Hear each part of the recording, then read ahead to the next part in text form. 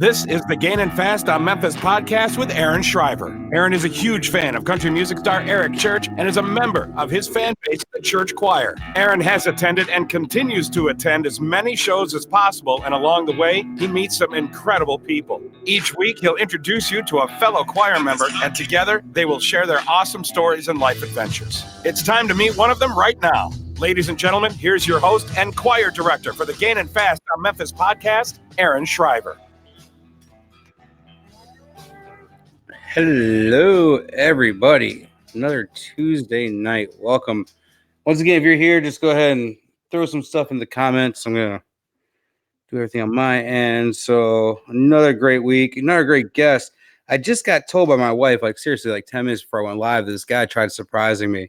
And it would have been cool. So if you're ever a guest on the show, you do want to surprise me, just let me know. Come on in. Or don't let me know, but make it work with her. I normally always have a backup mic or something coming on there. So, all right, let's see. All right. We got some guys coming in. What's up, Mark? We're going to talk about you again here in a minute. So how you doing, buddy? So once again, I want to thank Arlo Revolution for helping me kick off the show every week. I love that little snippet you put together of all the things that he does over there. If you're in the area or not, he does travel. Hit him up. I mean, he does some great work. Janet over there at Janet Stolth Creative, Joelle, Art on a Higher Wire. I love it. You guys see their logos right here on the screen. Two amazing people. Joelle the work she's doing over there is just phenomenal. So are you guys ready for this week though? We're gonna have a fun one. I got Robinson over here waiting, so we're gonna have a good one this week. I'm ready. But if you guys haven't looked yet, Patreon, go check it out. This is next month. I don't know what I'm going to do yet. I'm trying to throw some fun stuff together. But got a couple of the Gorge posters Friday and Saturday. It's not to pop up. Jeremy Spillman's new book, which is phenomenal so far. I just started reading and I cannot wait to just catch up on it. So, and also the Desperate Man Blue album's on there. So it's going to be another good one. But yeah, go check out Patreon if you're not on there. There's Carrie, it's your internet, I'm thinking. Carrie's asking if everybody else's stuff is pixelated. So, but if you guys have not checked out Patreon, go ahead and check it out. I'll share the link on the show notes and everything else for you. And also, if you're listening on, I guess it's a little blurry. Let me see if this connection. No. But if you guys are out there listening on iTunes afterwards, and you guys can go ahead and hit the 5 stars on iTunes and leave a little review. I just found out that helps bump us up into more of the new and noteworthy sections. Is now we have our 20th episode tonight. So I can't believe we've already got 20 episodes. You guys are just as funny in the chat over here. So if you guys are listening on a streaming thing, we do go live every Tuesday night on Facebook. Come and check us out. It's a lot of fun. If you haven't watched it live, if you guys are watching live now, it's even better because you guys can comment and tell Carrie to pay her bill because her internet's going out. Well, we just hope your internet gets better because she is on the schedule to come up to be a guest. So I will be announcing more people soon. I am working on a couple more dates that I'm just trying to finalize before I start posting more of the schedule. Thanks, guys. Yeah, happy 20th. This is fun. I can't believe it's been 21 weeks though, because we took 1 week off. So I'm gonna try not to take another week off, even though I got a scheduled one coming up. But we'll see what happens. But are you guys ready? I want to bring on our guest. I want to stop rambling and just bring him on. Let's see. There we go.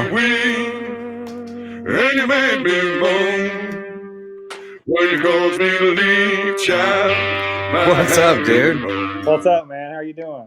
5 minutes of rambling. Jeez. It's funny. Even on my notes, it says, "Oh, I forgot to talk about Mark's Super Bowl polls." Or his squares, man. That's why I forgot to talk about. I even saw him in the chat, but sorry. We'll talk about that later. So what's up, dude? Got the Steelwood shirt on. Yeah, I love the Steelwood. Give those guys a listen to. I'm telling you, I haven't listened to them yet, but I heard they're awesome. They're good. In person, they're really good. Cool. All right, so everybody's signing in now. We got a howdy from Wendy Joe. I don't know. Can you see any of the comments on your end? No, right? I can just see the ones that you bring up. The ones I bring up? Okay. Yep. We'll have some fun then, for sure. So, dude, welcome to the show. Finally, thank you for filling in. Kind of last minute. I know just a couple weeks ago we kind of filled in this date. I was supposed to have another guest, and hopefully down the road we can get him back and scheduled. But yeah. So I appreciate it. We got a lot to talk about. Just going through your photos today, I'm like, okay, we got to talk about this. No, and then my list just keeps getting longer and longer. I'm bad. I flood Facebook with photos. All right. Oh, Johnson says he's going to see Steelwoods this weekend somewhere. Oh, where He will he's not be disappointed. I'm sure he's already seen them once, or at least. yeah. Yeah, I've heard about him from Taylor a lot. So and this is another band I want to check out because I know there's a few people that I look to for music. So, and I look to see what the people are kind of posting out there. And I know Steelwoods have came up a lot in the past. So We definitely saw want. him at a local fair, I think, and then we saw him open with I think it was Miranda Lambert and John Party. And Luke Combs. Oh, there you go. He opened for Luke Combs once too. All right, that would have been good. Yeah.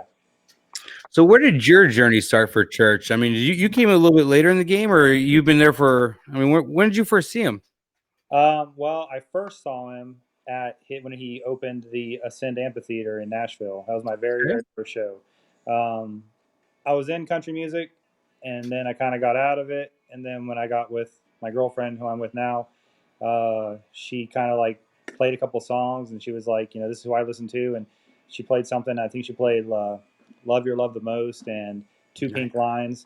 And I just started getting hooked, and I was like, I got to check and see what this guy's all about. And then how the Ascend Amphitheater show happened was I got her and her mom tickets to see Shania Twain. It was the same weekend. They were at Bridgestone, and Eric was at the Ascend. So I went to the Ascend, and man, I think about it now, and I'm like, I didn't know anybody then. I didn't know about I saw the poster in the merch thing, and I kind of just left it because I was like, I don't know anything about this. This is nothing for me. Got like a T-shirt, and then and I sat in the lawn. I remember talking to like a lot of people, but I can't remember who they are now, and I'm sure they're probably somebody from the choir that I probably would have known. But I mean, I know exactly where I was sitting. I remember watching the entire show from the lawn and the Jack Daniels stage, how it was all set up, and it was just like, it was amazing. It was like baptism by fire right there. That is actually a really good show to kick off. I mean, because it was more of an acoustic one. I'll throw this one up here, but it was more of an acoustic show. So it was advertised as acoustic, but he still gives up the rock on a few of the songs. Did you do both nights out there? I only did one. I only did one because they went to one, and while they were there, I was sitting in the grass watching him. And I wish now, looking back, I would have done both, but I mean, one was good. So. Oh yeah, and as long as you got to see one out there, it was a really cool show. I was excited. I got to see both of them, and it's a tiring day. No, I guarantee it. It was hot. It was definitely a warm day. I remember I wore flip flops, and I just remember my feet being burnt. But sitting there and looking at the lights in Nashville and watching people from the grass walk across the pedestrian bridge and all that. I mean, there's Ascend Amphitheater is a great place to watch a show. I went during CMA Fest and watched Cody Johnson. Okay. And, everybody there, and it was good. I saw Johnson there. I ran to Johnson and some other people. So nice, man. Yeah, I want to see. I haven't seen Cody yet. He's another one on my radar to hopefully go and catch up on soon. Jeremy says about the poster. Yeah, dude, that's crazy because that's like Nashville's one of the most sought out posters. I finally found one. It was a few years back. I found it on a random website somewhere, and it was like $300. It was one of the blue opal ones. Yeah, I was like, buy this right off the bat. I'm like, I gotta buy it. I would if I saw another one. Man, they're so hard to come by. Look at that guy photobombing me in that photo there. Their church's birthday show in the back. He's not knocking the beer out of your hand. That's what Johnson normally does. No, that was my glass full of Jack shooters. Is what it was. Oh, there you go, right there, man. In the cup. That is awesome. What show was that at? That was Eric's birthday show on May 3rd in Pittsburgh. Oh, okay. So yeah, I was at that one too. And that was my first ever pit show. Really? Yep. So what did you think? I'll never have that same experience again. Just not knowing what to really expect, and then standing there and being that close, because I'd seen him a few times before, but it was from the floor in Cincinnati and from the second level in Cleveland, and then that one just standing there and not knowing what to really expect, and then he just started playing and came walking up that little walkway in the middle of the stage, and I mean, it's like an adult Disneyland. Like I about passed out. Literally. How many shows have you seen of it so far? 1, 2, 3, 4, 5, 6, 7, 8. 8. Nice. Just That's a 8. good number since Ascend, dude. What's that? That's a good number since Ascend. Yeah. So Well, for sure. That's including Ascend, but little known fact, I saw 1, 2, 3, 4 Double Down tour, and I did not double down at all. It was just one single show each time. Really? Yeah. Just because of work? Well, I remember the Gorge, you only got to do the one. Well, the Gorge, I had a very good reason, remember, because that was my birthday show. Yeah. My girlfriend allowed me to fly all the way out there and spend that, but then you had to be back for something. Yes, our anniversary was that Sunday. So that's what I could not, and we were moving, so I couldn't. Yeah. I had to come back. That was a fun show, though, man. That was cool. Let's go. We can that real quick coming up. Let's see. There's a picture I pulled that I really liked. And there we go.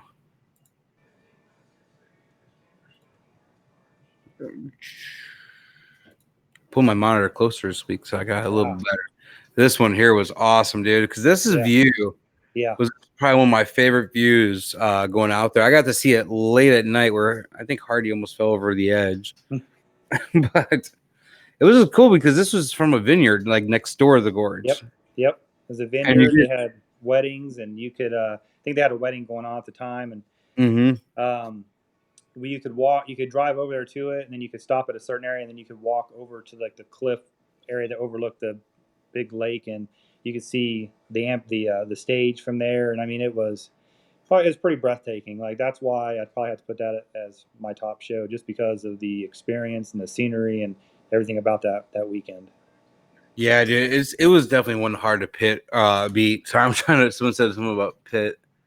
I was trying to read on there, but yeah, it was one. It's gonna be hard to beat. Just the whole experience of my wife and I just driving pretty much cross country out there and checking it out and taking forever to get out there, and the views though. That's why I'm like, you did. Well, you were in Lawn what, Friday night or? No, I was in Pitt. You were in Pitt, okay. Yeah.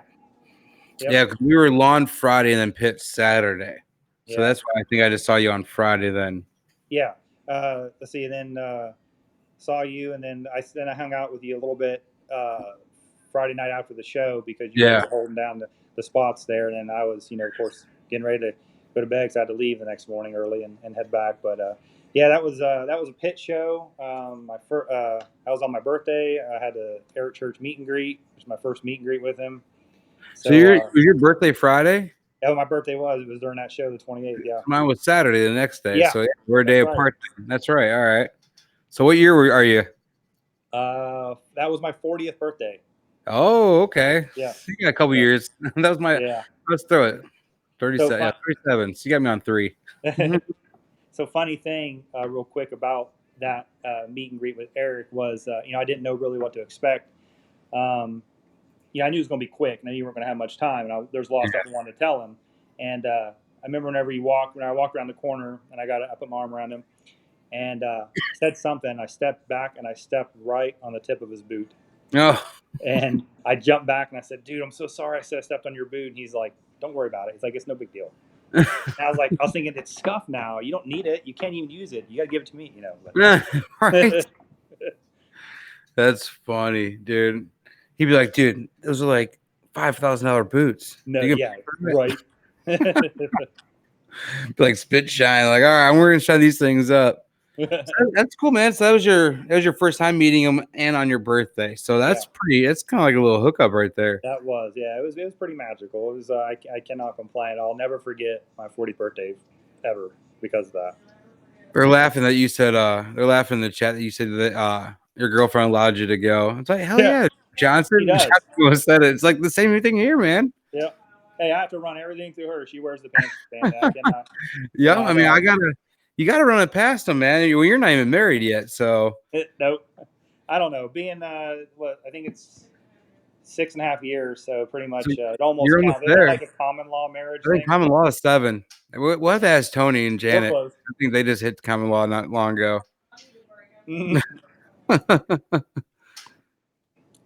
Well, they said that's a pretty cool. That is a pretty cool birthday story, Justin. Just that you're able to go out and do the one show and get the meet and greet and have Pitt and Gorge is just amazing. And I'll tell you what, I was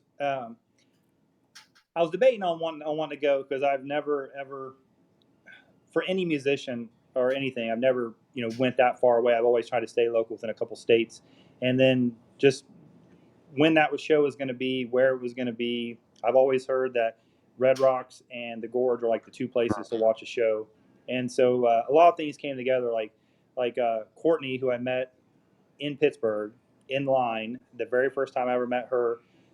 She's like, if you want to come out, I will, put you up with me in the tent thing and at the house that she had rented. And then Tom and Brandy Mittenberger, they were like, if you'll come out, we're gonna give you a pit ticket for your birthday. So they gave me the pit ticket. I I had to buy a plane ticket and a rental car. So I really couldn't pass it up. You flew into Seattle, right? I flew from Cleveland into Seattle. Yes, on a stock trailer with wheels, pretty much. It was a low budget airline. Oh man, Cleveland to Seattle, you said? Yeah, Cleveland to Seattle. I think it was like Frontier or something. I usually fly Southwest, but Frontier had really good. That was one heck of a flight. Oh man, the freaking like the seat back was about as thin as like a metal serving tray you'd get like when in school or something. Your lunch would come on. It's horrible. I wonder if Jeremy says he remembers the days of yes, Jeremy, you guys live very close. I live 2.5, 3 hours south of Cleveland. I live on the Ohio-West Virginia border in southeast Ohio. So you're close to Wheeling then, right? I'm about an hour and 45 minutes from Wheeling. I'm right across the river from Parkersburg, West Virginia. Oh, okay. All right. That's where I think my great aunt was from Parkersburg. So out that way. I think that's actually where she's buried. So okay. Yeah, I didn't know you're that close. That's cool. Oh yeah. I've been to Wheeling a lot. Yeah, that's home. That's home to me for sure, man. I love out there. Whenever I get out there, I always try to. I'll be actually out there, I think July. Well, I'll be in Moundsville for a couple of days. So is that for the prison thing out there with the supernatural stuff? Yeah, there's gonna be there's also like an afterlife museum out there, and he does a big convention every year, and they actually come out there to speak. So we're gonna do the prison one night. Have you ever toured that place, dude? Get over there and check that out. Have you been there? Oh, I do the well, I used to do it every year, the mock prison riot. So I work in corrections and law enforcement. One of the things they have set up there is they have agencies come in from all across the world. I'm talking like Singapore, and they'll send their correctional agent, their officers in on their CERT teams and police officers CERT teams, and they do scenarios, and you can volunteer to be an inmate there. And I saw it cool. When I was just there. I was just there this past summer. I saw the mock prison riot signage and everything. I was always wondering what that was. Well, what it is. You explained what it was, but for you guys don't know, we're actually talking about the Moundsville, West Virginia, the West Virginia State Penitentiary. It's pretty cool. It's 100 years old. They need to start taking better care of it because places starting to fall in. Yeah. And it's not good because I've been probably going there since I was probably, I think it closed in like 96. So I think my first tour of the place was like 98. It was like 2 or 3 years after it closed down. And shape then. Oh, it looked amazing, dude. And I toured this past year, and we toured it again, and like the kitchen's starting to flood, and you can't even really get into one area because there was so much flooding down the bottom. I'm like, man, this is not looking good. Yeah. So it's a historic place. It's pretty cool. Yeah. Oh, it's amazing. So if you're in the area, check it out before it's gone. But that's a cool picture. This is Seattle in the background here, right? This picture. Yes, that's whenever I was going to fly back, and I stopped at this big overlook in town there, and you could see if it was zoomed out, you'd be able to see like the Space Needle, I think, and stuff like that. So I'm jealous that we didn't get to see Seattle at all because we came in from the other side and we didn't really go. Anyway, we didn't go past the Gorge area. Oh, okay. So I want to see Seattle one of these days just because of the whole. I'm a big fan of like 90s grunge music, so I want to see like the old Cobain house and see all that. And It's always funny because I know they say Pearl Jam. I'm a big Pearl Jam fan. They say Pearl Jam came from Seattle too, but Eddie Vedder was born and raised by me in Evanston. So I'm like, so he was Chicago before he was out that way. So, but where's that other picture I want to pull up? We were talking about it off the air for a second. Our camping amenities. Now I can't find the picture. Oh yeah. Oh, there it is. It's like, man, my sight's going. I might need to get some glasses. So when you got to the gorge, did you know what you're camping, or did you know like any of this stuff was going to be there? Yeah, I mean, I knew a little bit about it. I didn't know how nice it was going to be. That they had the leather furniture there, and they had the TVs with the game systems on them, and like the food 24/7 you could eat. It was pretty dang nice for a camping place. Had We all the need amenities at home. You need to ask Sheena and Jess how they cooked out on Thursday night. Oh, I don't know that story.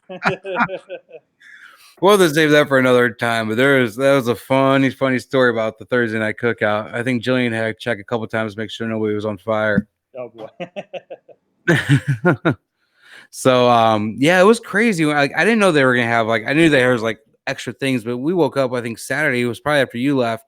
They had massages for like $20. Oh, Or I think they might have them Friday morning too, or whatever. So, no, I think it was Saturday morning and Sunday morning. But they had like $20 massages for like 20 minutes or whatever. And I'm like, now this is what I call camping. that is nice.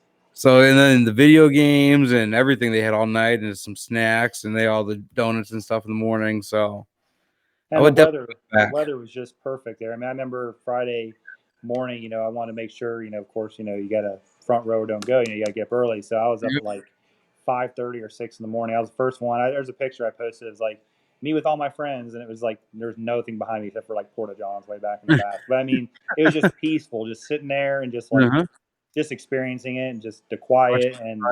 Well, the sun set behind the stage, so the sun came up the other side, but yeah. That was gorgeous. We had lawn Friday night, so we were watching the sun come down on the stage, and he started when the sun was still coming down. I was like, oh, "This is perfect, dude." Like, this is the whole atmosphere is just, so. If anybody out there has never been to the Gorge out there in Washington, you got to go out and check out a show. It has to be a bucket list for everybody, or Red Rocks. I mean, same thing. So I have never been to Red Rocks. I still want to get out there, but it was definitely really cool to be at the Gorge. So. Trying to read some of these. Oh, everybody's posting where they're from. Well, we got some people from Texas and Virginia, Pennsylvania. There's Robert. So hope you got your bottle, buddy. Yeah. Oh, I saw your message. So that was cool. But all right, man. That was remember, we didn't see him or anything, but that was also, remember, Eric went out driving around into the different areas there and was like seeing at the people. Gorge. Yeah, at the Gorge. That was pretty cool. Well, Saturday he went out and started playing like bags with everybody and drinking with everybody at campgrounds. And it was right next to our campgrounds where he was at too. So I was like, man, we just hung back a little bit longer. Yeah. So close. But yeah, well, yeah, 10:30 at night, it was still light out. It was crazy out there. Mm-hmm. So it was, the time change I think was wild, but it was nice because we kind of gradually took the time change a little bit, like driving there. I bet for you coming from like the East Coast time, because it's 9:30 by you right now, right? Yeah. So, dang, that was you're 3 hours or whatever. Yeah, it was 3 hour difference. It's tough, but it was.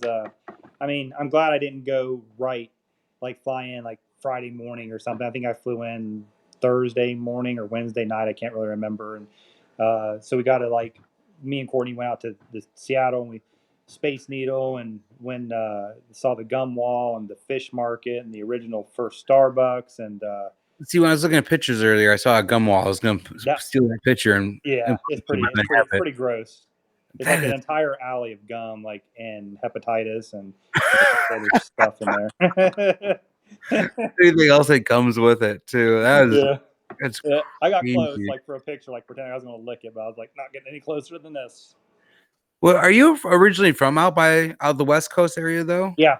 I was actually I was born in West Virginia, but whenever I was real young, my parents moved to Wyoming, and I grew up there till I was about 16. So I'm from the West Coast. I've been all over the West Coast. Oh, nice. Yeah, I thought this picture here, I thought I saw that's Virginia though. That's the FBI Academy, yeah. Okay. So you went to FBI Academy too? Well, no, I didn't. We went for my criminal justice. I have a bachelor's in criminal justice, and we went Oh, nice. to Quantico, and we went to DC and Quantico, and we actually got a Okay. tour Quantico. And I mean, I'm telling you what, like it's very hard to get a tour. You have to be in criminal justice or law enforcement already, or they got it was pretty cool. Like we got to That's see neat, dude. where the guys train that are like the elite of the elite.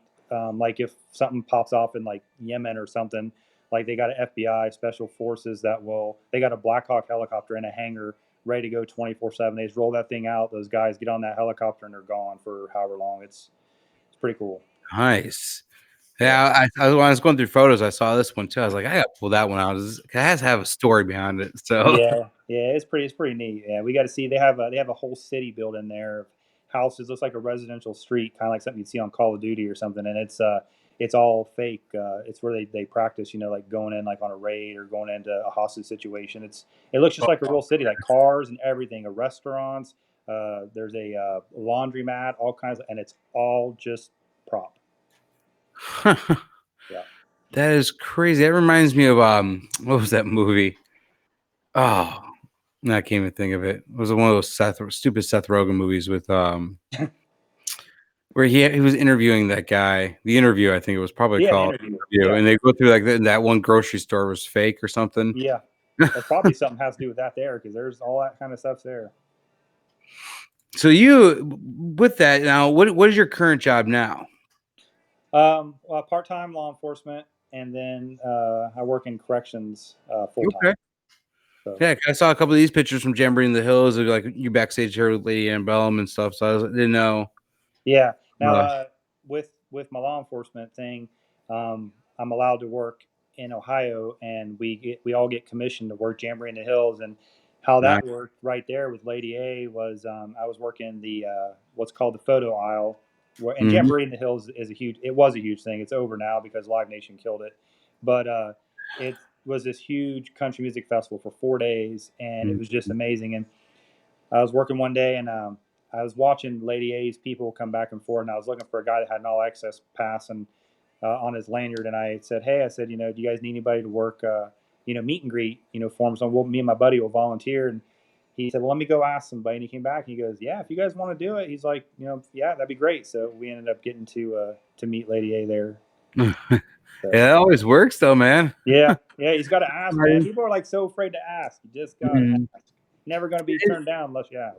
Exactly. And I've learned that time and time again, and it never hurts to ask. And what's the worst that you can say is no? Yep, no. So if not, it's always better to ask for forgiveness and permission. That's correct. Yep. My dad told me that once. I've always lived by that. So you're talking about Jamboree in the Hills, and yeah, it kind of sucks because of what happened to it. But it was kind of like I know a lot of people are familiar with Country Thunders and stuff. Yeah, Johnson Jamboree was awesome. And but it was in St. Clairsville, Ohio, which is right outside the Wheeling, West Virginia area. And it was cool because a lot of these artists would actually, their hotels would be over like downtown Wheeling and whatnot, because sometimes they'd play the Capitol. And one of the coolest stories, I was just a kid, and we were staying right by the Suspension Bridge. I think it was like the Wheeling Inn or something back when it was a good hotel. You don't want to stay there now. So don't stay there now. But and I was this is right when Tim McGraw first came out. So I loved Indian Outlaw. I don't even know how old I was. I had to be in my teens. And there was a bar around the corner, and my dad and I were standing outside a hotel room. We looked down, and there was this guy in a cowboy hat and looked just like Tim McGraw. And I looked at my dad. I said, that's Tim McGraw. He goes, no, it's not. He goes, you're just thinking this. I'm like, BS. Like, he was just playing Jamboree in the Hills. I just hollered down at Tim. Dude looked up. My dad looked down. He goes, holy crap, that's Tim McGraw. And what we found out was that was the first night him and Faith Hill had a date. They played on the same bill of Jamboree in the Hills that year, and they went out after that night in downtown Wheeling, West Virginia. So my dad and I think we saw them going into a bar on their first date. I'm like, that's kind of cool just to have and to know. And there's actually an article where Tim was talking about having their first date in downtown Wheeling, West Virginia, and after Jamboree in the Hills. And I'd love to find that article one of these days, but I'm like, I swear it was the same night. That's cool. But yeah, I never actually got to go to Jamboree in the Hills. I mean, we're in the area a couple of times, but they always had really good lineups. Church played it a bunch of times. Mm-hmm. Brad Paisley's from the area, so he played a bunch. Yep. We had actually Kid Rock was there like the second year before it ended. But it had a cool thing like what that one picture shows with the stage. That's the stage, and then those tarps it's the Redneck Run, and you had to be up real early in the morning, and you wait outside and like at these at the gates, and then you can only bring in a tarp, and you came in, and they'd have the mounted police on horseback, and they would have the horses there, and they would stop you, and then they start playing AC/DC's like Back in Black or something, and as soon as that started, you took off running, and I mean as you're running, you're like Superman, like throwing out your like tarp as you're running or flying through the air to get it down in the spot you want. And, I mean, there's been some bad, some injuries and stuff, and Live Nation. The reason why I think it stopped is, they wanted to change it one year. They wanted to institute glamping, and they wanted to concrete in that pit down there and eliminate the Redneck Run, and they wanted to not allow you to bring in alcohol. And it was just people revolted against it, and then they gave it one more year of like, and then they just got rid of it. And they said they were going to bring it back, but I don't ever see it coming back. Well, didn't they have another festival really close that just started this year? It's still there. It's called Blame My Roots. Yeah. And it's pretty decent. It's at a campground right across the street because there's a lot of campgrounds there, and I forgot the name of the campground, but that's where it is, and it's pretty decent. So it's not far from the Jambo original. It's like literally like if you're going down the road to separate. There's a road that separates it, and Jamboree's on one side, that stage, and if you walk up the grassy hill and across the road and over, like the campground's right there, and that's where it is now. So that's how they keep their income going, as they started their own music festival. Okay. So that'd be pretty cool to see. Let me see what happens out there with that. Mm-hmm. But yeah, Jamboree Hills, I heard was just amazing. I never got a chance to get out there, and it was just cool to hear some stories about it and whatnot. And yeah, the venue was great because it was like outside of St. Clairsville, Ohio. Johnson said the venue was awesome. Yep. And see, now Country Thunder here in Twin Lakes, we do a lot of the same thing, like the chair run. But you're allowed to have like blankets and like the chairs. I don't know if they do the chairs anymore, but it's more blankets. But they would always play Sawyer Brown, The Race Is On. So the minute the song would start, you would just tear off, and then they'd video you. And right before the headliner, every night, they would show back the video of all of everybody falling and rolling. And yep, it was always news, and everybody was so nice, like if there was like a little spot of open grass between a couple tarps, and you got there late, people aren't gonna, yeah, go ahead, pop your chair down right here and stuff. So you never really ever had a bad seat. It was pretty good. Yeah, I agree, and it was always really good because, like I said, my uncle was part of it for a while, and I don't know everything he did. I just know he did some of the booking and stuff before Live Nation really kind of moved in and kind of took him over too. So, because he still oversees the Civic Center and the Capitol Theater in Wheeling, so he's like the general manager of both of them, and I don't know how much longer he's going to do it for, but yeah, so it's been a cool job that he's done all the booking. I've seen, I mean, Wheeling, I could go back, and my first concert was in Wheeling, so I was like 14 years old, and I'll never forget that one. I think that's for another podcast. So I think Jamboree in the Hills, like originally, was somewhere around that area before they moved it to St. Clairsville. It was in the Wheeling area. Yeah, it was closer to Wheeling, and then they moved it, and the St. Clairsville location was just amazing. So yeah, it's huge. So, but I mean, yeah, just where they moved it to was just amazing. All my cousins and relatives out there always would go, and they would tell me, and I just never got a chance to check it out. But it was pretty cool. So where's this picture from, man? You gotta tell me about this picture. The one of me in uniform there. Yeah, that was my glory year. That was whenever I was younger and in shape and loving life. Yeah, well, yeah, I was deputy sheriff, and then that picture was my good friend, still a good friend, Gilkey. He's the wildlife officer for that county down there. We had a lot of good times together. Me and him worked a lot of cases together and did a lot of cool stuff. Did a lot of undercover stuff, bagging people hunting illegally and fishing without license, all that stuff people hate cops for. But it was cool. Yeah. So you got to tell me. I think this is a picture here. You got to be a part of something pretty cool that Eric just did this past summer. Let's see. Was this the picture of it? Yeah. All right. Well, you got to tell us about all this. So I know a lot of people in the choir, they got a blast earlier this year about an email about a commercial. So I was gonna pull it and play it. Actually, I don't know if I did. Let's see if I did. Huh? How long is the commercial? Can I get in trouble for playing this thing? You might have to pay a premium, a royalty. I don't know if it might not even load. So yeah, a lot of people got the email about being in a commercial for Eric Church. Let's see. Yeah. Actually, it might play. I know a thing or two about loyalty. It's more than an instinct. It's a choice you make. A choice to serve the people who've made you who you. So let's play a little bit of that. But so you went down and we got chosen, and so you drove down and checked it out. And tell us about it, man. How cool was this? Dude, there's nothing like it. I mean, it was. So what happened was Ram trucks, which they don't want to be called Dodge Ram. It's just Ram for some reason. They split off, like the parent company split to two different things. They want to do this commercial. And what happened was they wanted to do, it's called like letters from the church choir or something from the church choir. And, the production company wanted to use all paid extras that have like acting experience. And then from what I heard from Susan, I think, and some other people, is that Eric wanted his people there. So they kind of met in the middle, and they did 15 paid extras and then 15 church choir people. So we applied online and got selected and showed up down there at a like a German restaurant bar, kind of down there by the softball stadium area. And they had the commercial shoot, and it was an all-day affair. I mean, like if you watch anything on TV, I mean, commercial shoots are over and over and over, like 30 takes to do one like 2-second clip of the commercial. But they had. You ever been part of a music video? Yeah. So they had the mobile pressing truck there, and that was where they were making the blue press vinyls for the first time. That thing came from down from Canada. They gave us wardrobe. They fed us. If we didn't, like, I had a hat I brought, and somebody else had the same hat, or it wasn't something they wanted, so they said, here, and they gave me like a free Eric Church hat. Someone else got free T-shirts. I got to meet a lot of cool people there. Stormy Warren stopped by. Susan Knox stopped by. But anyway, the shoot was all day there and in a warehouse. And it was just, Eric didn't show up, of course, but we all got sick and tired of hearing the song "Solid" because they played that thing on a loop like a million times, and the whole time we're standing there either bobbing our heads or putting up and they had these fake signs, and the signs were so gaudy.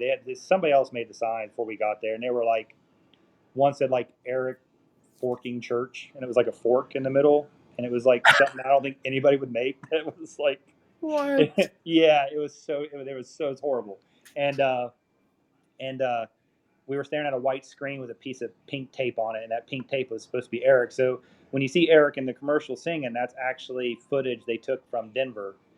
They recorded on the show out there on the Double Down tour, and they used that. And so we were just staring at a fake screen, and then it looks like we were looking at Eric, but you can't really see me in the commercial at all. But it was still great. a cool experience. Yeah, we got to meet a lot of cool people. I got to meet people I'd never met before, and made some good friends from that. We got to do the mobile pressing. We didn't get to keep any of the records as much as we tried, as much as Angela Sharp. I think is it Sharp? Yeah. Anyway, she tried. She begged pretty good and couldn't do it. But they were really nice people. It was really cool. I think it was pretty neat. That would have been cool if you would give you guys a couple of them. Yeah. We tried. We tried a lot. I got to meet Sheena's husband, Chris. Melanie's in there. Some other people I forgot, but it was an awesome time. Oh, Jessica. Yeah, Jessica was there. So it's cool. And we got paid. And then whenever they reused the commercial for another, they used the same footage, but they made like a separate commercial about Dodge, like clearance days. We got like another check because they used the same stuff. So I guess they had to pay us again. That's cool. Yeah. Just keep using that footage. Keep giving me a check. That's what I was thinking. Yeah. I thought it was a royalty check at first, and it was like a whole nother check for pretty much the we got the first time we did it. And I was like, oh, that's awesome. That's cool. Hey, Yeah. I mean, they're taking care of you, so at least they're being honest. Yeah. So, I mean, you can't argue with that. So that's pretty neat, though, man. I mean, I applied, and I'm like, there's no way I'm gonna be able to go. And there was still no way I was able to go. But that's really cool experience to be a part of. So, and there's no Eric Church commercials that I've ever been. So yeah, and then they were just looking for random people because they weren't looking for no Hollywood looks because I got picked somehow. So I don't know. So you gotta tell me, you kind of one time. Let's see, where's this picture? Gotta pull this picture up real quick. There it is. You told me you had a lucky experience with a certain somebody, so we gotta post this picture. We'll talk about that for a minute. So this is Mr. Marty Stewart. If you guys are streaming and not listening or not watching live right now, but this is a picture of him, Marty Stewart, that you said you had a really cool story about. Yeah, so Marty Stewart, he is amazing for country music. Like, he's going to go down as he's a caretaker for country music. He's opening up a museum in Joplin, Missouri, I believe, somewhere down there where he's from, and it's going to be called, like, what is it? Like the Congress of Country Music or something. Yeah. And that's cool. He comes and he plays. I work also part-time as a event security at a local music venue, and his wife is from the area, so he plays at our music venue. This is a 400 seat, mostly standing room music place. But anyway, he was there, and I get to do a lot of the talent transport, so I get to pick artists up from the airport and bring them in and take them back, and we get driving back and forth to the hotel. So I was driving Marty, and me and him just got to talking about a lot of stuff, and I said, hey, I got this guitar that I got a couple signatures on. I'd love for you to autograph it. Would you do that for me? He's like, oh, sure, I'll autograph it. He's like, when we stop, So then we got to talking, and he goes, what he asked me? He said, have you ever been to Memphis? And I said, no, I never have been to Memphis. And I said, well, when I was a kid, I went to Graceland, but I don't remember. Mm-hmm. He goes, well, I'm opening up. He had the Graceland exhibit. Elvis Presley. It's people who influenced Elvis or people who were influenced by Elvis. And so Marty, you can tell by his clothing and what he does and stuff that he was in, and he's been around in the music business for a long time. Yeah. So he's like, well, across the street there's a hotel, the Graceland Hotel, and they've got a new music venue, and I'm going to be the first person that's not an Elvis themed thing to play there. He goes, I'd like for you guys to come down and be my special guest. Oh, that's cool. Yeah. So I said, okay. So, he said, clear, make sure your girlfriend, wants to go down. So, okay. So I said, CMA Fest. And so we left CMA Fest like a day early or 2 days early. And we drove down there to Memphis, and he had his backstage passes. We got to go backstage. That's a backstage there to meet him. We got to meet a drummer that played drums for a lot of people in all kinds of music. He played with Elvis and a whole bunch of other people. The Wandering Hearts, who Marty brought over from his European tour. Marty's just an all-around great guy. I mean, I've even looked him up last year, and I messaged him and said, hey, we're coming down for he has a kickoff thing at CMA Fest. It's the first show at CMA Fest. It's the Wednesday night something.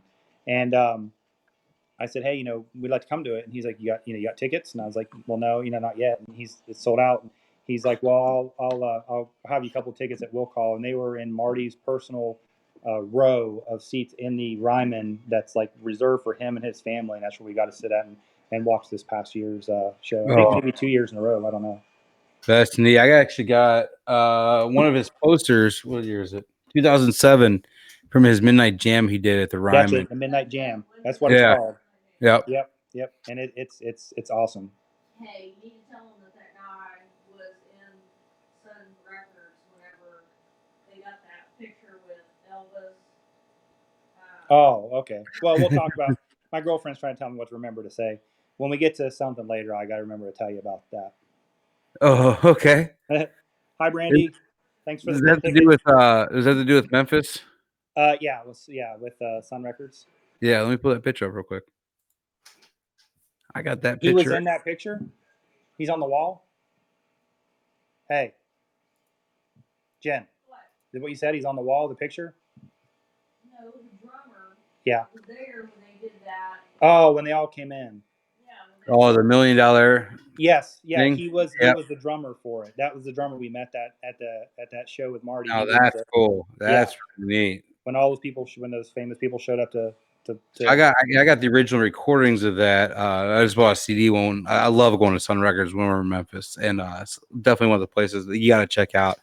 And that's what this picture is here with the microphone, right? You got Sun. Mm-hmm. So it's a really cool place. It's where Johnny Cash, Elvis, Carl Perkins, Jerry Lee Lewis. Man, the list goes on of the people that came from Sun, just to start off with. But actually got Sun Records of Johnny Cash, Walk the Line, little 45 on the wall somewhere over here too. Conway Twitty was on Sun Records too. Oh, really? Yep. I did not know that. That's cool. He was Harold Jenkins back then, but but yeah, so you got to meet the $1 Million Quartet drummer. That's neat, man. So a lot of people you don't know it's a kind of a touring act now, the $1 Million Quartet. But it was one night, it was Elvis, Johnny Cash, was it Carl Perkins and Jerry Lee Lewis, right? Yep, that's right. And Johnny Cash came in for a little bit. He was there for a little bit, and all four of them just kind of had like a Christmas night jam session. I know on the original recordings they have 2 or 3 Christmas songs on there as well too. Yep. So, and Sam Phillips, being the genius that he was, decided to hit record and recorded the whole session. And I don't even think they knew he was recording. I know they didn't. Kind of a little jam session with alcohol and let's have a little fun. Mm-hmm. Yeah, it was all. Yeah, I said they didn't. It wasn't remastered or anything. It was all just live as it was happening. So yeah, the audio or the CDs that they sell at Sun is all just raw audio. Yeah, that from the show or from the day. So I was like, that would have just been a fly on the wall at Sun would have been cool. So definitely a cool. To hear these recordings, it's kind of like being a fly on the wall in a way because you get to hear them. I mean, the whole thing is them talking between the tracks, and so you kind of get to find out who Elvis and all those guys were in a way, and it would have been cool. That's one of my things. I would love to have been maybe 10 years older. Oh, I don't know if I would love to have been 10 years older, but I would love to catch like Johnny Cash and Elvis live. Yeah. That would be cool. Yeah, that'd Just be great. see a lot of that music live and whatnot. So, but speaking of old country, I want to bring this picture up because I got a couple of really cool pictures of someone you got to meet. It looks like it's CMA Fest. Yeah. So, what do you tell this man when you get to sit on a chair next to him? And if you guys still see the pictures, you sit next to Randy Travis. So, Yeah. I mean, it's just sad to see the state he's in now. It'd be nice to be able to converse with him a little bit more. He smiles and he acknowledges that you're there, and he says a little bit. But I mean, I just sat down. I basically just said, you are one of my all-time favorites. You're one of the great legends of country music, and it's just an honor to sit next to you. And he shook his head and said, I think he said thank you or smiled or something like that, and shook his hand. And I mean, I was just like, when I got up, my knees were like honestly a little weak. Like I'm not gonna lie, like it was pretty. I don't know if I'd be able. I don't know if I'd be able to talk to the guy. It's just like I don't know. I'd be on cloud 9, and I met Hulk Hogan when I was like 10 years old, and I couldn't say a word to him because I was so on cloud 9. I was like, blah, blah, blah, blah, blah. I sound like Ozzy, which that sucks about today. I just heard Ozzy says he has Parkinson's. I'm like, whoa, that's crazy. Yeah, that just came out today, but it's a shame what's happened to Randy Travis. I know he's had canceled a lot of the tour he was going to go on. And but somebody was singing for him. Somebody was going to sing for him and everything. So I'll tell you a real cool, quick story. Got to meet Dina Carter. I got to pick her up at the airport and take her back to Columbus. And we were talking, and she said that her dad was like a writer, a big time writer, I guess, in country music. And she said in the house back then it was like like a Southern style thing. Like the women were in the kitchen like making lemonade and sweet tea and bringing it to the men while they were doing their music and stuff. And she said that she didn't know who the guest was or who it was. She said she heard the most magical voice that she'd ever heard in her life. And she said she was in the kitchen and she walked in with like the tea, and it was Randy Travis was sitting there with his dad, and they were with her dad, and they were writing or music and playing. And she said it was awe inspiring. She said pretty much. Yeah, it's a shame. I mean, same way alcohol could do to some people. So, Yeah. I mean, it's more than just the drinking, just with him. So, but I mean, I know he has his ups and downs. So hopefully he gets a little bit better. Yeah. And yeah, I gotta read this book though. That he's actually he promoting a book? I believe there was it was like a maybe like what was it, like a Christian book or something about Jen. Do you remember the Randy Travis book? I think it was. Yeah, it was something about like spiritual and Christian stuff. I don't really know much about it, but it was it's what they were for. They were doing. I think they were selling copies of it and Yeah. and stuff. So That's really neat. It's cool that like CMA Fest does that. I know when I was going through your pictures, I saw a bunch of other. There's one of you, Indiana Carter, but yeah. this one here. This one of my favorite. One of my. I want to load. You and Daryl Worley. So that's. Yeah. I used to live not too far from a lot of like he had his own restaurant and stuff. So like I saw that one. I was like, I gotta pull that picture tonight. I'm a huge Daryl Worley fan too because I don't think he gets a lot of credit. I mean, he had some huge songs back in the day. Yeah. And then here's another one, Ray Scott. So Yeah. that's like my underdog, Ray Scott. dude. He's Those like jeans, that song. How'd you get in those jeans? Oh Yeah. my god, I laughed my ass off on that one.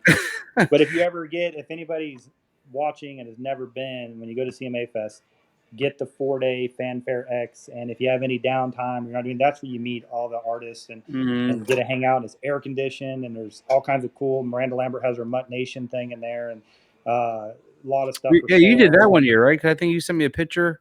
Yeah, we did the Mutt Nation walk last year with her and her new husband. It's just a walk. You pay so much money and you get a T-shirt and we get to walk across a bridge and to raise money for I think humane societies. That's neat. Yeah, then they got the dogs inside the Fanfare X that you can actually adopt, and a lot of times people will just pay the adoption fee and not want the dog, but just because they can't get it there, and then you can get the dog for free if you can get it home or take it. That's Franny Henderson and her son Tyler, and he's a great singer too. Okay. Yeah. Yeah, he almost there was like some tire company was doing like a karaoke thing, and I think he came real close to winning it. Would have won tires or a gift card or something. I don't know. It's pretty cool. Oh, that's cool.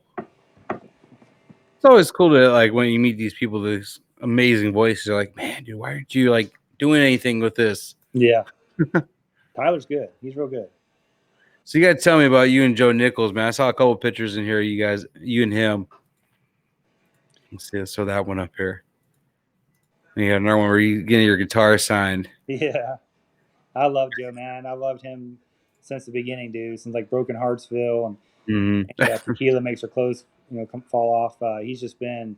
Broken Heartsville is my old school karaoke song. Oh man, great! And he's so cool. He's so down to earth. He's such a great guy. I mean, I got the guitar autographed here at my local venue, not the one I work at, but the one right down the street. And then we went to his fan club party this year in Nashville, and it was pretty cool. I got to ask him a question of who influenced him and who was your biggest influence, I think, and I forgot who he said. I don't remember the answers, but it was cool. You got to eat and all that. So. See, I love Joe Nichols because, like it's funny because I didn't even know at first that it was I have a songwriters thing every year, and this guy Rick Tiger plays it all the time, and he actually wrote a song that Joe Nichols recorded, and I never knew it was a Rick Tiger song, but I just fell in love with it. And then after I found out Rick sang it, it was my old friend of mine that Joe Nichols did. And then Rick Tiger sent me the original demo of the song and has Jamie Johnson singing on it. I'm like, holy crap. This song is just blown away. So, and that was really cool to hear that. But I love that song. And it's kind of like where came back from drinking, and it was this comeback song in a way. So, but yeah, man. Let's see. We gotta get back. We gotta see. Look at these photos. I've been lucky. Met a lot of cool artists and stuff over this time. I don't know. We and my girlfriend, we sat down one day, and I think she wrote on some notebook paper, and I think it was like how many? Yeah, 60 some artists or something maybe. It was a lot. I mean, Jamboree in the Hills covers a lot because there's so many artists there. Yeah. But I mean, I've pretty much seen everybody that I really want to see, except for I've never seen Chris Stapleton live, and I know he's not very good live, but I just like to see him. And then Zach Brown Band is like one I'd like to see live. Zach Brown, I've seen him a couple of times, but when I've seen him, it was right before he kind of really blew up. Yeah. And I mean, he was good. I mean, I want to see him again now and see if anything's changed. Yeah. But I know his last music everybody hasn't really been fans of, but Yeah, that one was all over the place. With, like the mango tree and like Heavy as the Head that wears the crown and a bunch of stuff. I mean, I was like, it was like, that was a cool song though. yeah, I like that song. That was a good song. But I mean, that record had like 10 different genres of music on one CD. And I was like, Yeah. what is this? Was that the one with someone that you used to know on it too? I think so. Yeah, that was a good song too. I really like that one. So, but we'll see what he does next and where he goes. But I know Taylor and I talked a lot about Zach Brown, and I got to see a lot of his older shows, which was really cool. But I don't know. I don't know about his older stuff, his newer stuff now. But you got to see. You're talking about Luke Combs too, so you got some cool Luke Combs stories, right? Yeah. I got a few. You got to tell me the sheriff one though. Oh yeah. So, well, let's see here. Okay. So many Luke Combs stuff. I know some people don't like Luke, but I, for one, just absolutely adore him. I mean, he's like, him and Eric Church are like my two top favorites. I've seen Luke probably about 5 times so far, but dude, he's just amazing. He's amazing, and he's very personable. He's very good. First time I saw him was at a local fair in Ohio. Scott Staples was there, and some other people. That's where I think that first picture is. And I told him, I was like, Luke, I was like, just whatever you do, don't ever change. Stay humble. He's like, I will. And then I see him a few times. I saw him once in Pittsburgh where we were standing in line out in the cold, and people were we were freezing, and people were Snapchatting him and Instagramming, trying to get him to do something. And so we're standing there talking. There's like 6 of us in the very front. And I remember I felt something hit my leg, and I looked down. I'm like, what is that? And it was a hat. And I was like, so I looked up, and there's Luke Combs, and he's got the door pushed like partway open, and he's chucking hats out at us. He's throwing them to us, and they're all autographed. Oh, so nice. That was pretty cool. So I got one of those, and then the show with the deputy sheriff shirt. That was a cool one. That was in, I believe, Pittsburgh, also, and that one, I got to know Kurt and Rob there, and I was holding up the my deputy sheriff shirt. I had it on the rail during Sheriff If You Want To, and they took it and held it up. And then Luke actually came over, and he was like, we can share if you want to. And he took his red double solo cup, and he just leans down and hands it to me. So it's kind of like, like the Chief Cup. And I just like have it in my hand, and I'm just like, I don't know what to do. I'm like looking around at people, and so I like take a drink, and it was like 90% whatever liquor is in there, and like 10% soda. So it was like very strong, and I'm not very good with liquor. So I was like kind of nursing it, and I was gonna hand it to other people to share because that's what the song said, but then I knew I was gonna get it back, so I didn't. I held on to it, and I was really, really like protective of it. And Rob took a pick and flipped it into the cup. And then I think that was a show that Ashley opened for him. And it was pretty cool because Ashley, like, I didn't know Ashley from, I mean, I knew who she was, I knew her music, but I'm like standing there in the front, and she like takes her set list, because she's like down on her hands and knees taking up the set list just like the rest of the band is, and so she takes it, and she just looks at me, and she hands it to me. And I grabbed this set list, and it's the first set list I think I've ever gotten from anybody. And I'm just like, I'm like awestruck. And this little girl is beside me, and she's like 10 years old maybe. And she looks at me, and she's got like these huge dinner plate eyes. And she's like, oh my gosh. She's like, I would so much love to have that set list. And I'm just like, I handed it to her, and I'm like, here you go. I'm like, good things will come. So I handed it to her. And so I never got to keep that set list. But I think I got one of Luke's after that. And sometimes you gotta do that when you're in that kind of situation. You look down, you're like, yeah. If it's a kid, yeah, here, you can have it. I gave it to her. So, and then my son, there's one of the pictures that's me and my youngest son. He wanted to give Luke a foam finger of Eric Church's foam fingers,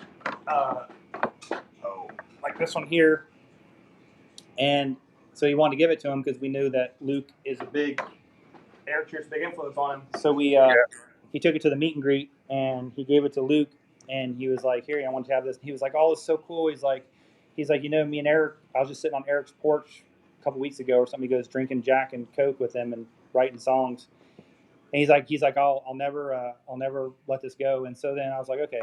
So then like later on, a couple weeks later, a month later, Luke was doing he put like something on Instagram, and in the background you could see the wooden North Carolina outline, and then below it on the tour bus was the foam finger, and we snapped him, and I said, "Hey," my son said, "Thanks for displaying the foam finger," and he actually snapped back and said, "Dude, I love it. It'll never come down." That's awesome. So. Well, didn't you give somebody else one too that did the same thing, or? Yeah. So I'm a big NASCAR fan. Like it's up there with Air Church concerts for me. I go to a bunch. That picture right there, you can see the foam finger. So Chase Elliott and Ryan Blaney are huge Air Church fans. Mm-hmm. Chase Elliott's Facebook or Instagram or Twitter thing says, "I'm just a lead foot leaning on a souped up Chevy." So we were at the Martinsville race, and I ran into Chase at Stewart, Virginia at the Wood Brothers shop, and I said, "Hey, I want to give you something." So out in the parking lot, I gave him the foam finger, and he said, "Dude, this is so cool." And his dad, Bill Elliott, was standing there, and he took it and put it in the car, and they left.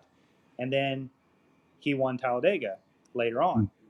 Well, and of course, Air Church is on Talladega. And then at Darlington, I ran into Ryan Blaney outside the track, and I gave him an Eric Church foam finger, and that's from his Instagram where he has it at his house, and his sister, was telling me about it. But anyway, and then he won the second Talladega race. So both of them got an Eric Church foam finger, and both of them won Talladega.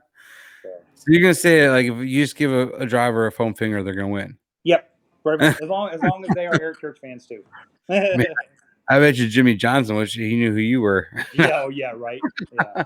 I haven't watched NASCAR in years, man. I take 10 of those to get him a win again. I'm going to tell you, man. I probably like this is a story I'll save for another podcast down the road one of these days. But like my greatest road trip ever revolves around NASCAR and at Martinsville, Virginia's race. But it was I met Jillian it was 2004. Because the year I met Jillian too, it was a really crazy year that year. But so it was the year that a piece of track came up in Martinsville and hit Jeff Gordon's car, and they had to shut the track race down for like hours. I was at that race. Oh wow! And I had to be back at work Monday morning. Well, I didn't make it back to work or anything else. It's a long story, but yeah, I was at that race, and it was cool. But we got there a little late, and because we had a run in with the West Virginia State Troopers, so. We got there a little late, and then all of a sudden that happened with the race. So we got to see like maybe a few 20, 30 laps at Martinsville, and that was it. And we drove all the way from Chicago. Right. A 12-hour drive. Well, I drove all the way to Talladega to the race Ryan Blaney won, which also at that race I gave him a Hank Williams belt buckle because he collects belt buckles. I got it in Nashville, and I gave it to him. Nice. And he won the race. But it got rained out. And my friend had to be back to work, and my son had to be back to school. It was on a Monday. I could have stayed, but we had to drive like the 12 or 14 hours back, and I didn't get to see the end of it. But it happened. Yeah, I always wish I would have got there, but I don't even know if they finished. Well, I think they finished that race, and they had turned the lights on that night. Yeah, like a night race or something for Martinsville. But like it was during the we probably stayed like an hour or two into it, and they started drying the track. And I looked at my buddy, I'm like, dude, I gotta be back at work. We gotta go, man. I'm like, we got a 12-hour drive ahead of us. We can't sit here and wait for this. We were planning it like when the race was supposed to probably be over, we could have left. Then I could have made it to work right on time. And now with this delay, I'm like, dude, this ain't gonna work. So we don't just turn around and going back home after like 2 or 3 laps. So I forgot who won that race, but I'll never forget that it was like a 5-hour delay or something. Oh yeah. It was like some crazy crazy delay. The asphalt came up out of the middle of the track. Yeah, and they had to repatch it and then dry it. And I think it ripped like the front corner off of Jeff Gordon's car or something. It hit Gordon's car and did some kind of damage. I know he went in first. Yeah. So that picture in the middle, that's Eric's. That track driving at Daytona sucks. Yeah, it takes forever. It's a 2.5 mile track, so it takes like hours. And then Kyle Larson runs into the jet dryers. But I think it's Kyle Larson. That middle picture, that's Eric at his birthday show on May 3rd. And that was whenever I gave him Courtney gave him her Talladega flag that he autographs at like every show on the block squares. Mm-hmm. And then at the same time, I held that one up, and Johnson was there. He helped me do it. We hold them up, and he took them both, and he looked. Chase had just won Talladega like the week before, so Eric changed the lyrics as he looked down as he sang. He said, as that checker flag was waving, he looked down. He said as that number 9 was waving, and Nice. autographed it. And then a week and a half later, me and my girlfriend drove all the way to Crossville, Tennessee, to meet Chase at a new Napa store that was opening. And I was like, hey, did you hear about this flag? Because he commented on Instagram about it, and he was like, yeah. And I was like, well, here it is. He was like, no way, you have that flag? That was yours? And he actually proceeded to tell him, and he said, dude, that is so cool. He goes, that is something nobody else in the world has. And I was like, yeah, because now it's autographed by Eric and Chase. And then I have my new one from this past Talladega race I took to DC, and I have Ryan Blaney, Chase autographed it, and then Eric took it on stage and autographed it also. Oh, someone's saying Martinsville 2004. Yeah, that's where he that would was know too. Chad's a big Jeff Gordon and a big NASCAR. He knows more about that than we know about breeding. Johnson said the target car is in Dale Jr.'s graveyard. Oh, yeah. Oh, the one that hit the jet dryer? Probably so. Dale Jr. got a bunch of cool cars in his graveyard. That would be a cool one to see. Yeah. I gotta get back in. Juan Pablo Montoya. Yeah, you're right. Yep, that was the driver before Kyle Larson. Nice. Yeah, that flag is so cool. Everybody's commenting on the flag. That was really cool. But I need to get back into NASCAR too, man. I've been way too long. Yeah. I mean, hot passes are the way to go, man. If you go to a NASCAR race, I mean, sitting in the stands is great and seeing it. But I mean, if you ever have the chance to get a hot pass, which it gives you all access in the garage, that's where you meet all the drivers and get all the autographs, and you get to hang out and see them and their natural, what they do. And it's pretty dang cool, man. And the wrecked cars come back in the garage, and you're right there. And that's cool. I think I was at 6 this year of hot passes, 5 or 6. Nice. And then you go and meet all the drivers too. Yeah. Yep. Right. Yeah, that's cool. I mean, that's really neat. I would love to meet a few of them. I haven't, like I said, I've been watching since like Tony Stewart, Jimmy Johnson days, and it's been a few years since I've watched. Yeah.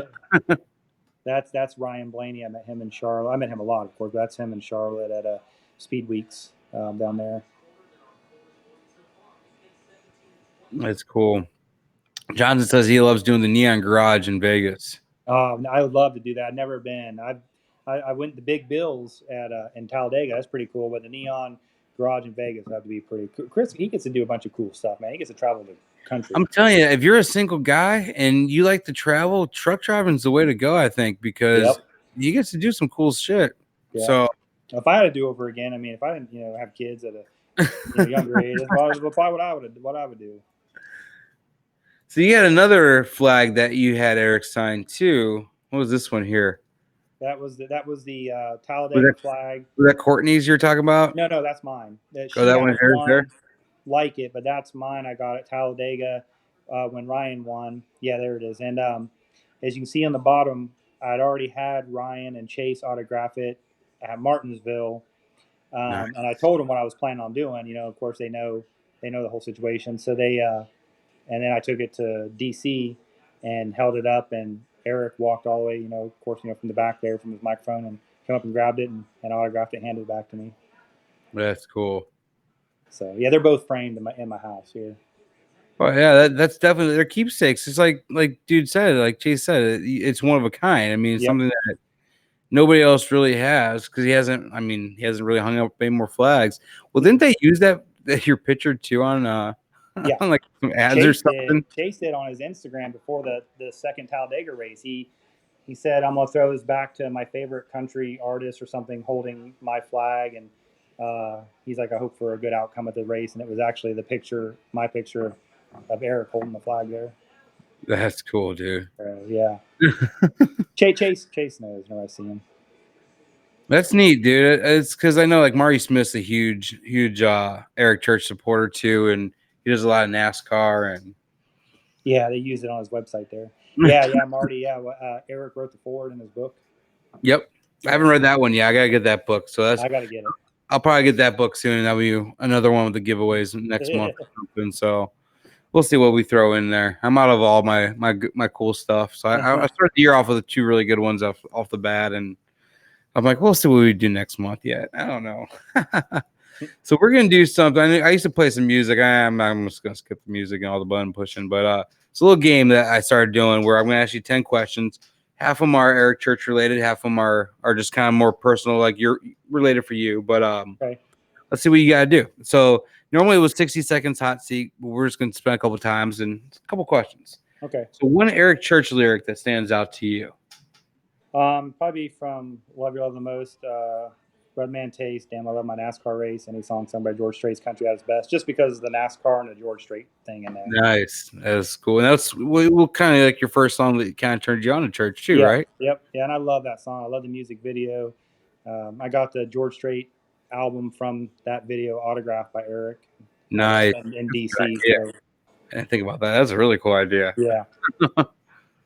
All right. The number 2, if you can only listen to one Eric Church album, what would it be? Chief. All right. That's a good one. I think you might be the first one that said Chief so far. We've had a lot of sinners. Jeez. Wow. I love everything. A lot of sinners. So, all right. One song EC has never covered. You want to hear him cover? I thought about this one a little bit. It would either be Eddie Rabbit, I Love a Rainy Night, or Conway Twitty, I'd Love to Lay You Down. And a third one would be Eric and Joanna doing Louisiana Woman, Mississippi Man. Oh, that'd be a good one too. That'd be a great one. Because that would definitely challenge her too. Yeah.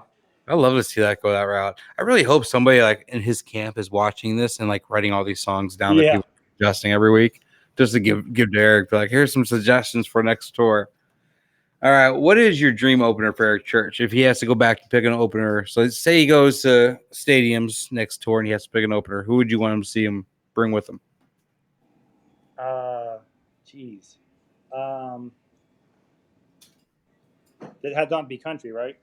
It could be anybody. Okay. Like who would be your dream opener for him? Well, I mean, if you had to put Eric and one other person together to headline a stadium. Just because I love the songs that they've done together, and I think she's an amazing artist. And I've seen her a lot. Would be Hailstorm. Nice. Yeah, okay. Lizzie Hale.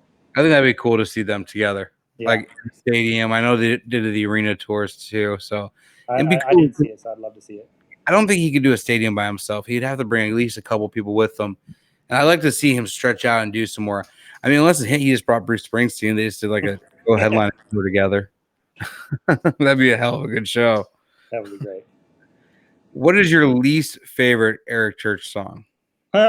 Solid. Because I heard it until my ears were bleeding at the commercial. That's the only song that comes on my radio, like on my shuffle. I will like fast forward. I will next. See, I like Solid. I like the intro. That one's the intro of it's cool, especially at the Gorge. That's a pretty cool one. Yeah. But I don't know. See, I'm still Kill Word, which might come back and bite me in the next couple of weeks. We'll see what happens with that. But the Kill Word, yeah. But I think that's still mine. I don't know. But yeah, I can see if you hear the same song over and over and over again. That's why I said music videos. Yeah. Like I felt sorry for everybody that was in the Hell in the Heart music video. So So who's your all-time favorite NASCAR, or what's your all-time favorite NASCAR moment? Oh, did I lose you? The screen went gray.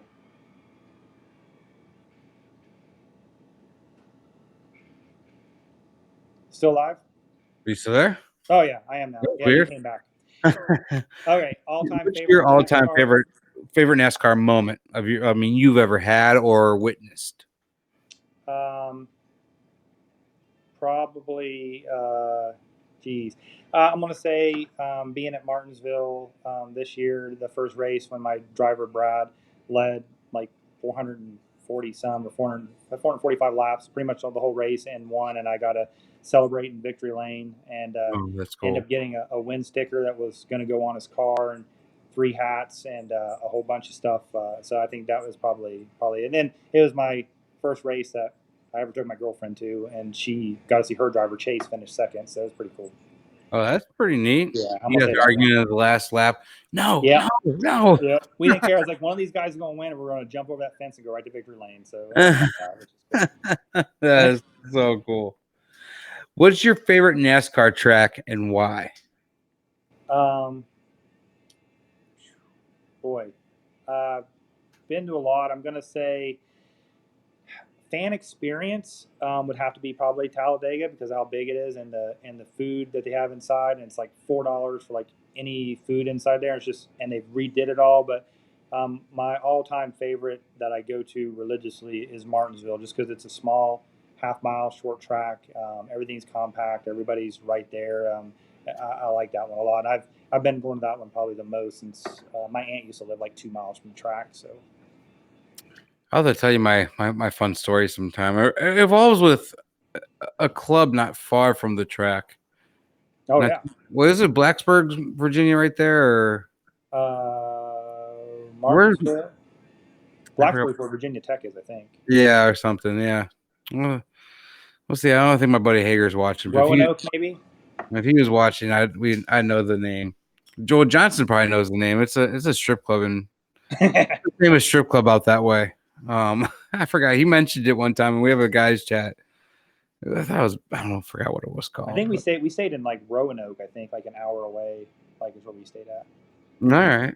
So yeah, I'll share that story. But We'll be in a pit line one day. You'll be like, "Hey, tell me that story." Yeah, I'm like, "All right, I'll tell you my story one of these days." So I don't know. We'll have to see what happens.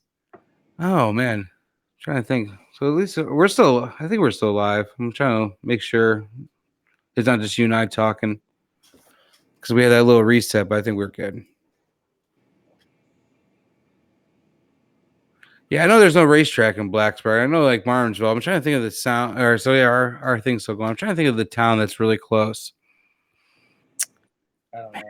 I don't know. It'll come to me one of these days. All right. So what's your best vacation spot? If you could go on vacation tomorrow, where would you be going? Where would you want to go? Key West.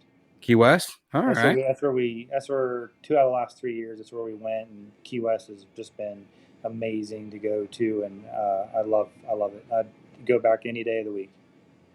Yeah, all right. I've been there once, and we keep saying we're gonna go back, and we haven't been back yet. But if you ever go again and you have the opportunity, you got to take the boat ride out to the Dry Tortugas National Park. It was an old prison way back in the day. Samuel Mudd was there. He was the one that worked on John Wilkes Booth, the one that shot Abraham Lincoln. Okay. And he got put out there, and it's a 2-hour boat ride from the mainland to get out there. And I mean, that was where it's where you had to say, they just brought supplies in, and they developed something out there like yellow fever or something, maybe malaria, I don't know. And he saved a bunch of people, so I think they commuted like some of his sentence, and he got, because there was nobody else out there, just the prisoners and the guards. It's pretty cool, and you can like snorkel all around it, and you can tour it, and go inside, and it's pretty neat. I'll check that out sometime. Yeah, the Dry Tortugas National Park, it's awesome. All right. You can camp there too overnight. You can pay extra and come back on the boat the next day, and you can stay overnight. And it's like, but there's nothing. There's no phone service. There's no anything at all. That would be cool. That'd be cool on my end. Yeah. I know we'll stay in like Fort Myers Beach, and they have like a 2-hour boat ride to go to Key West. Yeah. So, and that's always cool, but we've never done that yet. But one of these days we're gonna try it. So, yeah. Who was your number one artist in the 90s? Gosh, number one artist in the 90s? Mm-hmm. Boy. God, that's a hard one. Vanilla Ice, maybe? I don't know. I was all over the place. I wasn't really that much in the country. My mom, but she like played all the time of sort. That's how it became like Conway Twitty and Vince Gill. So I guess like that was kind of stuff I listened to. Oh, I know I had like Michael Jackson's like Black and White, that song play. I had Oh, Alanis that was Morissette's good. Jagged Little Pill. Listened to a lot of that kind of stuff. So probably that. Those are like the CDs I remember getting for Christmas and stuff. So, Okay. Offspring. So Oh, you're. Creed. Oh, that's a good one. Yeah, Creed. I think Creed's the only person I've seen. I've seen Eric more than is Creed. I've seen Creed and Scott Stapp probably about 6-7 times. So you do like law enforcement and everything else. Have you ever been out or maybe with the police and been on a call where someone's playing Bad Boys in the background? I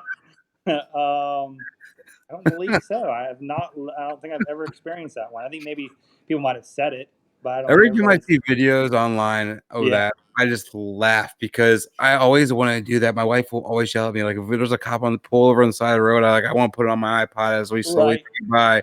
It's kind of like whenever I see anybody running, I want to like ride next to them and play the Rocky theme. That would be awesome. But Play no, Ride the Tiger, while they're never trying to run. No, I had to ask that question because it's always something I love seeing is when there's cops on a scene and somebody just starts playing Bad Boys in the background. Yeah. It might have been played without me paying attention. My attention might have been diverted to something else, and it probably did. And probably like dumbass, and just whatever, going back to whatever I was doing. Let's see. Someone's saying I'm planning on a NASCAR race package deal for the April race at Richmond. More details will be coming out soon. Oh, okay. I think Mark's Mark's doing the. Mark's a big NASCAR fan too. Right. He's doing the football pool thing. Yep, right he's now. doing the football pool too. So Yeah. I'm glad you said that. I gotta bring that up again.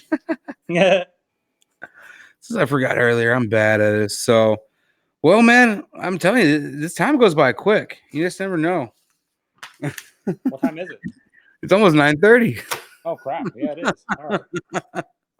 It goes by, dude. You just never know. Like you look at the clock, you're like, "Oh crap!" That's where I think it was last week with the Twins. Is like I'm like looking, I'm like, "Ooh, we're gonna run over it." And they're almost. I think they're my second longest show. I think Johnson's my longest so far. Yeah. So, but that's a long one. I try to stay around 90 minutes, but I mean, we'll see. Johnson and I both we were very opinionated. So our shows went pretty long on that one. So he's definitely one I want to have back one of these days. So we'll see how it goes. I want to have some more. Yeah, Brian, I'm going to tell you, we got a football pool going on. I'll let you know about that here in a minute. So very exciting stuff. Well, man, well, I want to talk about one more thing before you go because you said you had a Vince Gill story. Oh yeah. I think you got to share that before I let you go. Okay. Because Vince Gill is like one of my mom's favorites. So I want to hear this one. So same thing with me growing up. My mom loved Conway Twitty and Vince Gill. Everything that only played in the house. Anytime she was cleaning or vacuuming, those songs were on. And we went down to criminal justice. First time I ever went to Nashville, we went down for a criminal justice competition, and we got to go. Tin Pan South was going on at the time, which is like a singer-songwriter festival. Mm-hmm. And you're supposed to buy like a band, and it gets you in like to anyone that you want to go to. And then they have like a wait and see line. Like it's a separate line, and it's like if you don't have the band and enough band people show up and there's still any spots left, they'll start letting that line in.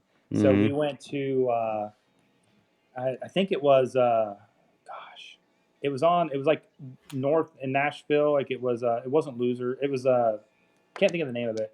Anyway, we went there and we had to go to that one because it was Whispering Bill Anderson, Bobby Cumberland, Vince Gill, and somebody else, a lady. And we went in there and we watched the whole thing. I mean, and I'm just like awe-inspired by Vince, watching him, listening to him talk, listening to him sing, and tell stories and some of the great stories. Oh, great stories. It was so funny. So real quick at the end, they're like packing to leave, and like Vince has his car parked outside the side door, and he's just talking to some people. And I walk up to like one of the stagehands, and I'm like, hey, I would love for Vince Gill to call my mom. Like it would just make her day back in Ohio. And he's like, hold on a second. And he like walks over and he gets something. He brings it back to me, and it ended up being like a cymbal stand or like a mic stand or something. And it's folded up. And he hands it to me, and I was like, what am I going to do with this?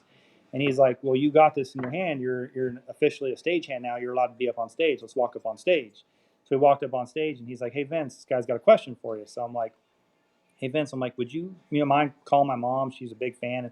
yeah, dial her up. So I dialed her up, and I'm like, hey, Mom, here, someone wants to talk to you. And I hand the phone to Vince, and Vince is like, hi, Mom. And I can hear my mom. She's like, oh, my God. She's like, Vince Gill. And he's like, yeah. He's like, I'm just standing here with your son. He's like, he's drunk and making a fool out of himself. And then she's like, is he really? He's like, no, he's not. He's like, he's a good guy. And he's like, well, he's like, Mom, he's like, I gotta go. He's like, but it's good talking to you. And he's like, okay. He's like, love you. And he hands the phone back to me. And like, that's the only thing my mom will talk about now is she got a phone call from Vince Gill. So That is so awesome. Yeah, my mom was obsessed with Vince Gill like back in the day. So that was one of like my things. yeah, he is. He's great. He's great, man. Still doing it too. I mean, it's crazy. Well, he's on tour with the Eagles now, which is phenomenal. Yes. Yeah, they picked him to be the singer in the Eagles. So that's cool. Yeah, dude, this has been great. This has been a great show, man. I appreciate it. So yeah, thanks. Hang tight. Well, I mean, I'll let you go for a few minutes. Hang tight, and then I'll shoot you our link in our chat in a couple minutes. We'll get you back on for a post show real quick. Okay, we'll do our Patreon post show. It's been good, man. Take care. Thanks for having me on. Thank you, dude. Episode 20, another great show. Rob was awesome tonight. We could went on forever. Like just great stories, looking at all the different photos he had, and it's cool. And that's why I want to do these shows. Just kind of like let you guys get to know who's who and whatnot. And like you see the names on Facebook and all social medias, but it's cool to put the name with the face with the name and now stories. And so now next time when there's a tour or anything, you can go out and stories about Rob or about different people that we've had on the show. So that's why I want to keep on going with this. But I know I forgot to mention it earlier and it's popped up a couple times, but check out our old friends page, old friends, old whiskey page on Facebook. We do have a Super Bowl pool going for football squares, and it's $500 will go to the Sunny Mountain Fund. And the winners, I think, was $375 a quarter. I don't have it. It was like the end of the first, halftime, end of third, and the final was payouts. There was less than 40 tickets left that I know, or 45 tickets or spots left, $20 a spot, and get in on this. Cannot wait. Cannot wait to see who's going to win this Super Bowl. It's probably been one of the most exciting Super Bowls we've had in a while. I mean, yeah, I know Brady's not part of it, but hey, 49ers Chiefs is going to be really good. It's going to be two very, very talented teams. This is going to be crazy to see how it goes. So, but oh well, next week, guys, I cannot wait. I got a good one. And let me pull up this graphic real quick for next week. And I promise you very soon, I'm going to get the February schedule up and we're going to get going. I'm just kind of work some stuff out. Yeah, 375. That's what I thought. I thought it was 375 for the payouts on that. But next week, I got one of my favorite couples in the world. Ruth and Bill will be joining us. I know Bill was in the chat earlier today a couple of times, but him and Mr. Sweet Willie over here. So he has some of the best barbecue sauce ever. We're going to talk about that. We're going to talk about how he has winter. No, I'm just kidding. That's totally off the air topic for next week. But thanks again, you guys, for tuning in tonight. I am going to go catch up again with Rob for a couple minutes, and we're going to put it on Patreon. So if you haven't joined Patreon yet, I suggest get over there, check it out. Really cool giveaways every week, some cool perks, some cool stuff, guys. See you soon. The Gainin Fast on Memphis podcast with Aaron Shriver celebrates the music and fans of singer-songwriter Eric Church. Join Aaron again next week as he shares inside stories and life adventures with another amazing member of the church choir. And remember, everything you need to know about the world can be learned in the church choir. Thanks for joining in on the fun, and we'll catch you next time on the Gainin Fast on Memphis podcast with Aaron Shriver.